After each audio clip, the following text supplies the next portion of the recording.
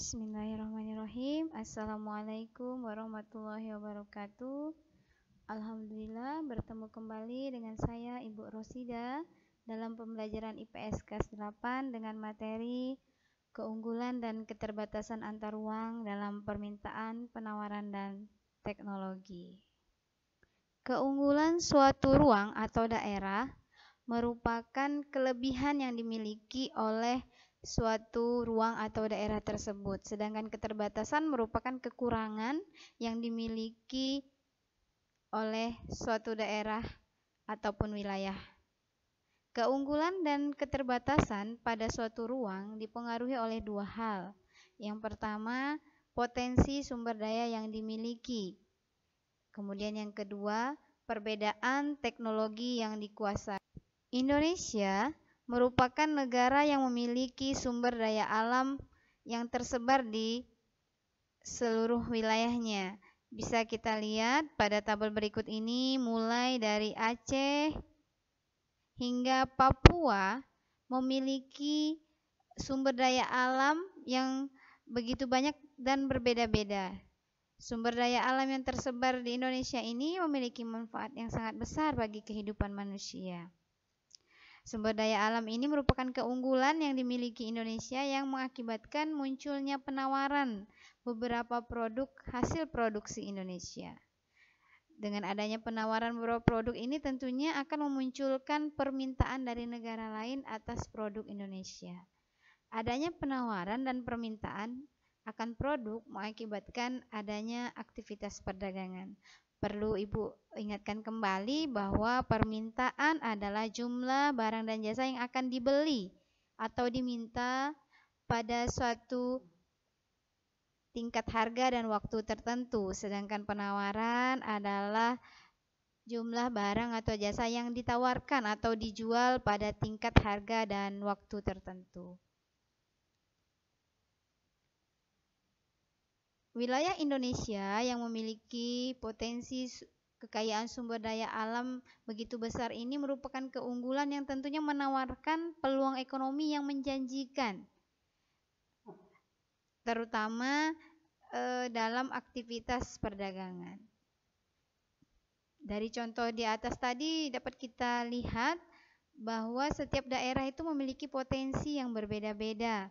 Perbedaan potensi ini menyebabkan perbedaan keunggulan masing-masing daerah. Selain tentunya juga ditentukan oleh perbedaan penguasaan teknologi dari masing-masing daerah. Setiap daerah memiliki keunggulan yang disebut keunggulan komparatif.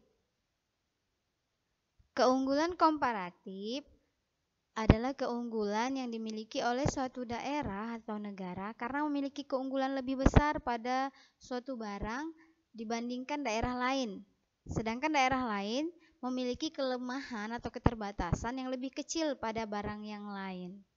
Di sini berarti keunggulan komparatif, suatu daerah itu unggul terhadap suatu barang bisa saja dalam hal kualitas, dalam hal harga, ataupun dalam hal mode tertentu. Di sini kita contohkan, misalnya Lampung memproduksi kopi, sedangkan Jawa Barat memproduksi beras. Lampung dapat memproduksi kopi secara efisien dan murah.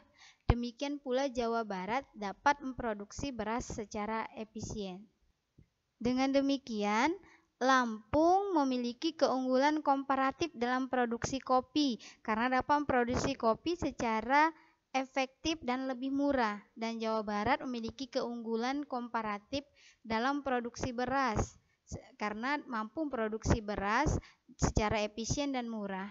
Di sini keunggulan komparatif bukan berarti Lampung tidak bisa memproduksi beras, bisa, hanya saja akan lebih efektif dan efisien serta lebih murah Lampung membeli beras dari Jawa Barat daripada memproduksi sendiri. Begitu juga dengan Jawa Barat. Bukan berarti Jawa Barat tidak bisa memproduksi kopi, hanya saja dari segi misalnya dari segi kualitas ataupun harga, Jawa Barat lebih baik membeli kopi dari Lampung daripada memproduksi sendiri.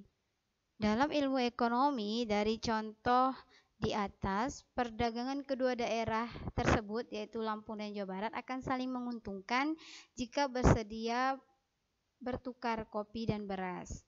Lampung menjual kopi dan membeli beras, dan Jawa Barat menjual beras dan membeli kopi. Keuntungan dari pertukaran sumber daya inilah yang menyebabkan terjadinya interaksi antar ruang berupa kegiatan perdagangan. Masing-masing daerah tidak hanya dapat memenuhi kebutuhan, tetapi juga dapat keuntungan dari produksi yang menjadi keunggulan daerahnya. Untuk kepentingan perdagangan tersebut diperlukan kerjasama antar daerah, mengingat adanya perbedaan dan keterbatasan sumber daya alam yang ada di setiap daerah. Diharapkan suatu daerah dapat menyokong daerah lain yang kekurangan.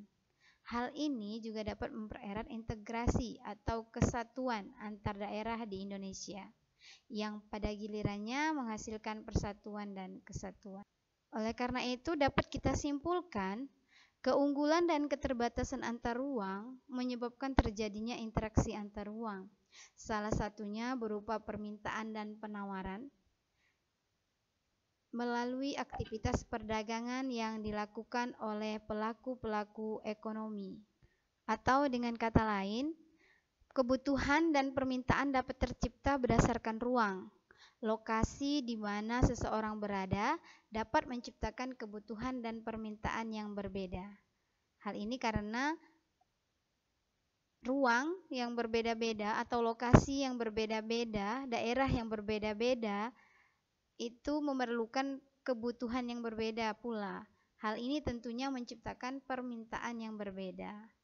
Oleh karena itu, keunggulan dan keterbatasan antar ruang dapat menciptakan adanya interaksi atau hubungan antar ruang melalui kegiatan perdagangan.